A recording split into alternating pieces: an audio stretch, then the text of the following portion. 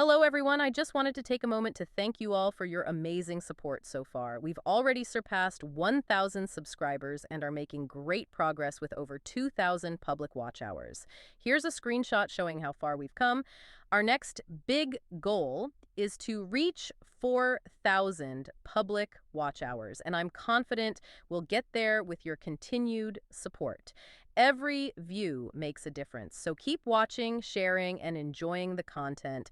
Thanks again for being part of this journey. Let's make it happen together. Okay, now back to the video. All right, so luxury goes electric, right? We're diving into the Cadillac Escalade IQ today. You've sent over a ton on this thing. Yeah, it's a lot more than just, another electric car. Let's break it down. What's interesting to me is how Cadillac's approaching this.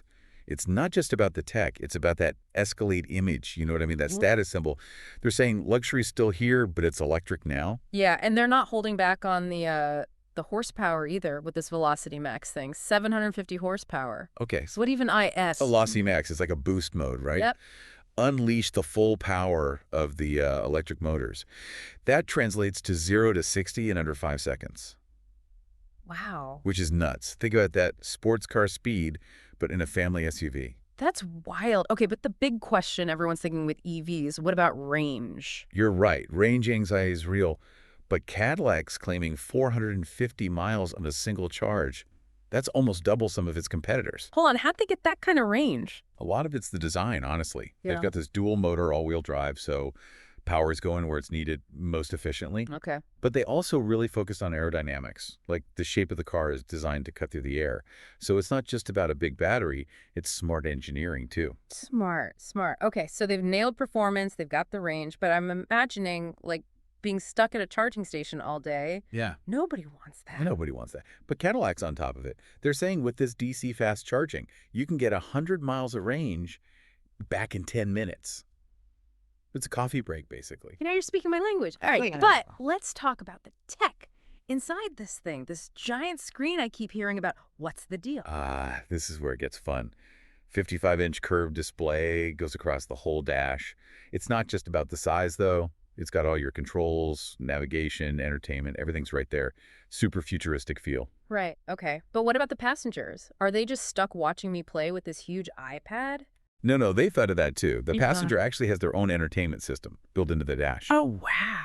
And it's got a privacy filter so the driver's not distracted. Smart. Okay, but you know what makes or breaks a luxury car? Oh, tell me. The sound system. What do we got? Prepare to be amazed. 40-speaker AKG sound system. Okay. And not just any AKG. We're talking the same company that's outfitted studios for, like Frank Sinatra, Quincy Jones, legends. Wow. Okay, the legacy there. They're not messing around. But it can't be all gadgets, right? What about just the feel of the inside? This is Cadillac. Luxury's the point. You've got quilted leather seats, real wood accents, even the panoramic sunroof is standard.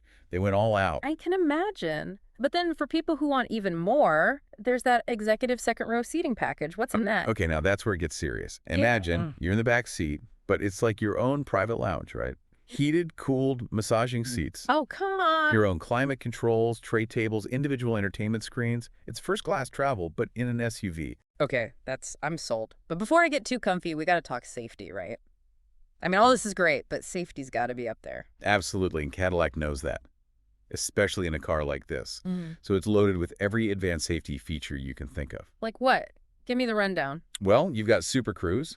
This is Cadillac's hands-free driving system. So on certain highways, you can literally take your hands off the wheel. Get out of here. Then there's night vision. This uses infrared to let you see pedestrians, animals, way beyond your headlights. And, of course, every collision avoidance system you can imagine. They really did think of everything. Okay, before we move on, model breakdown. What are the options? What makes them different? Okay, so you've got 4 choices. Luxury 1 and 2, Sport 1 and 2. Yeah. And don't let the luxury one fool you. Even the base models got features that would be high-end in other cars. Right. But the luxury models, they're all about that classic Cadillac comfort. Premium leather, massaging seats, that amazing sound system. Yeah. It's all about making a statement, but quietly. Now, the sport models, they still have the luxury, but with a little bit of, an edge. Okay, now I'm intrigued. So the sport models, what makes them sporty? Well, they've got a more aggressive look, darker, trim, sportier wheels. Okay. But it's not just cosmetic. The suspension's tuned a little tighter, steering's more responsive, so you get that connected to the road feeling. So I could take it for a spin on some winding roads. I like it. Exactly. It's still a Cadillac, so don't expect, like, a track car. Okay. But it can handle itself. And inside, you still got the luxury, the big display, all that.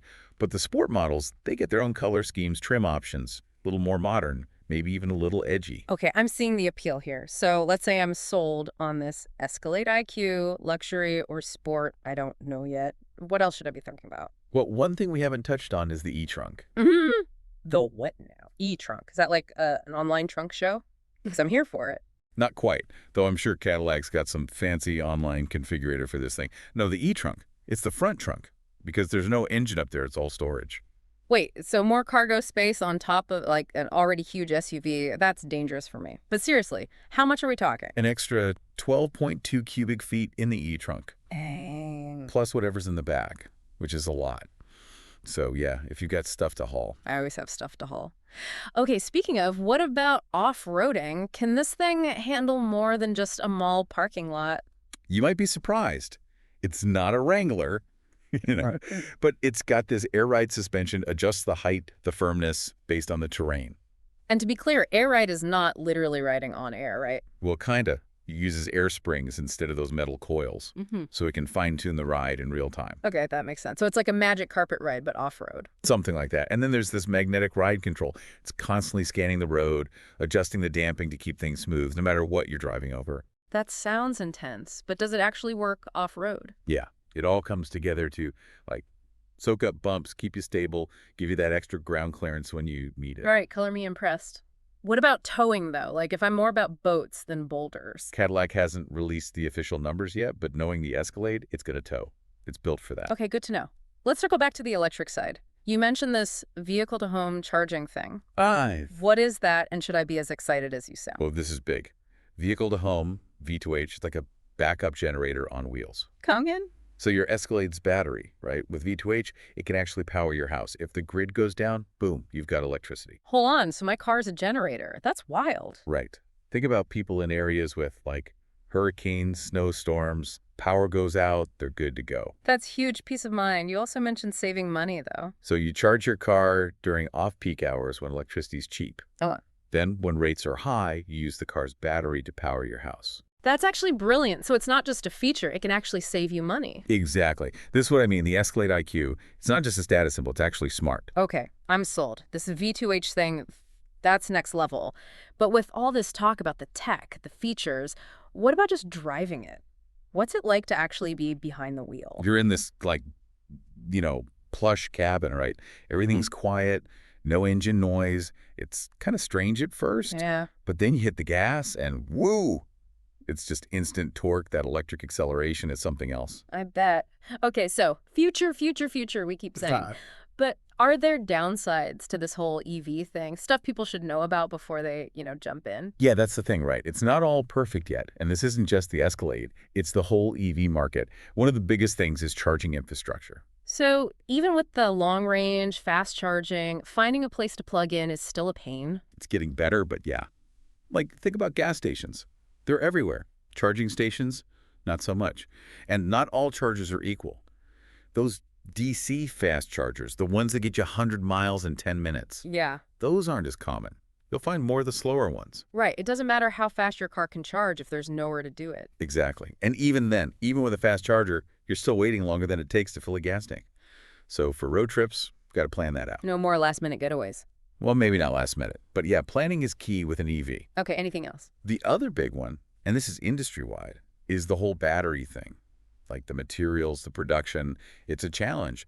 Demand for EVs is way up, which is great, but that means we need more batteries, faster. So it's not just about building the cars, it's about having enough batteries to go around. Exactly. And that can affect everything. How long it takes to get your car, how much it costs, all of it. Right.